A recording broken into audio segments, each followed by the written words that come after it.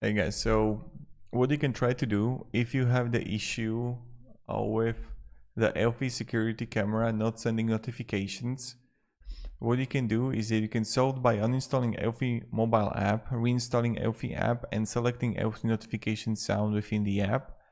So this is the first thing. And another thing that you can try to do is that you just want to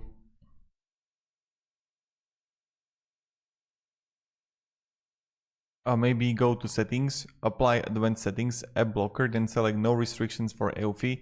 It works perfectly just like before. I know people might be dealing with different problems, but I hope this helps someone. So maybe this is going to help you too. I hope it does.